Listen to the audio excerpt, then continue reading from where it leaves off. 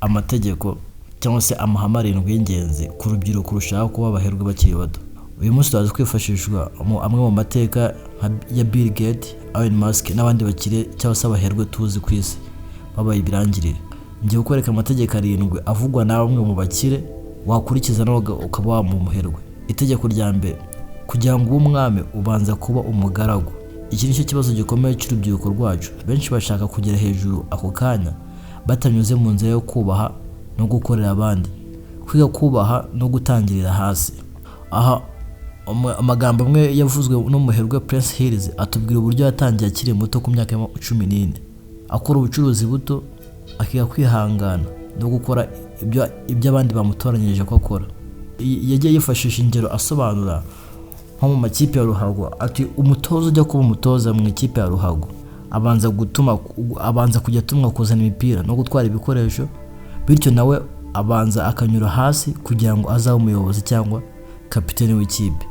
Inyigisho irimo hano, ntuzahite ushaka kuba hejuru ako kanya, ugomba kubanza kwiga gukora no kubaha abakuze. Itegeko rya kabiri, mu nzira yawe cyangwa se mu byo ukora byose ugomba kwambara neza no kwiyubaha. Iyo ukiri muto abantu benshi bazaguhinyura vuba, ntukabigire bibi kurushaho uko wambara.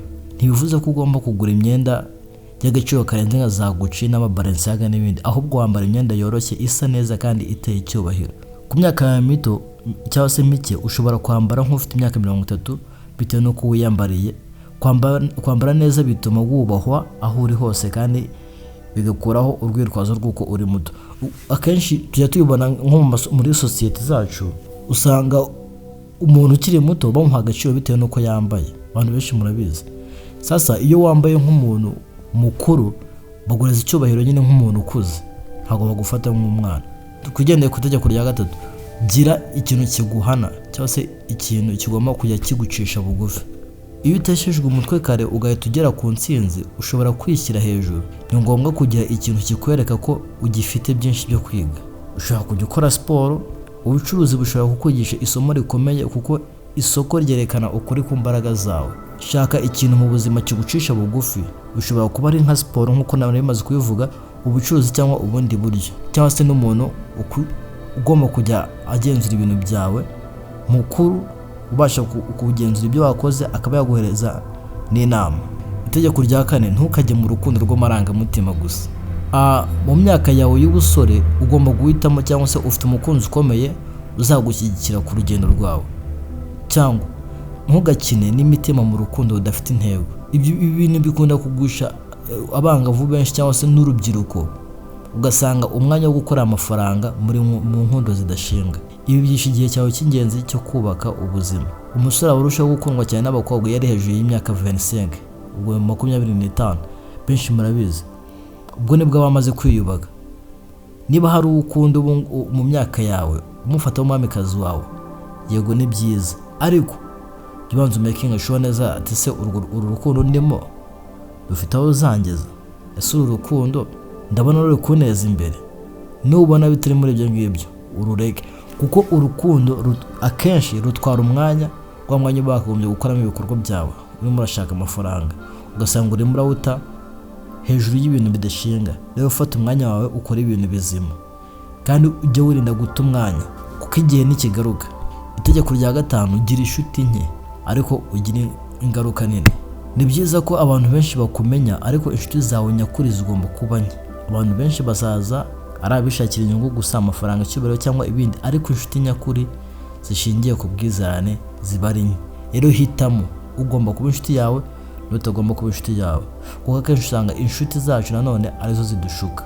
Menya aho ugana rero. Itegeko rya gatandatu ni uko Imana izagerageza kureba niba ushoboye kubyakira kuko. Iyo Imana iguhaye amafaranga menshi ukiri muto, izagukurikirana ngo irebe niba ushoboye kuyitaho no kuyakoresha neza. Iyo utabashije kwicisha bugufi, Imana ubwayo izagucisha bugufi bikomeye. Ubyumve neza, iyo Imana iguhaye amafaranga menshi ukiri muto, izagukurikirana ngo urebe ese umwana wanjye nahaye amafaranga ari kuyitaho no kuyakoresha neza. Iyo utabashije kwicisha bugufi, Imana yo ubwayo igucisha bugufi bikomeye. Niyo mpamvu ugomba gushyiramo ibintu byose bikomeza kugucisha bugufi.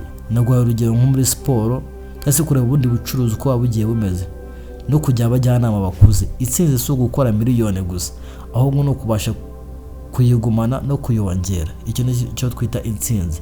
Njyaho murabyumva neza, intsinzi ntabwo ari ugukora izo miliyoni, ahubwo intsinzi ni ukugumana izo miliyoni wakoreye no kuzongera. Itegeko rya karindwi rero rya nyuma, shora hakiri kare kandi ushore byinshi. Uko ushora byinshi niko wunguka byinshi. Niba winjije amafaranga ukiri muto, yihutishe uyashoremo. Ushobora kuyashora mu butaka, mu bintu bifatika nk'amazu, aho bitakorohera kuyakoresha no kuyasesagura. Iyo uri muto, wowe ubwawe n'umwanzi wawe ukomeye, kuko ushobora kuyasesagura mu modoka zihenze, imyidagaduro cyangwa ibintu bidafite umumaro. Sasa niba winjije amafaranga, making sure neza ko wayashoye ahantu hafatika kandi ushore menshi, kuko uko ushora menshi niko wunguka menshi.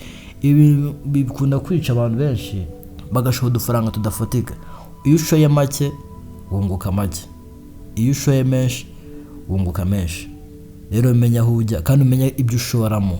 Gushora bikurinda gusesagura amafaranga yawe muri iyo myidagaduro, mu kugura utuntu dushimishije n'ibindi.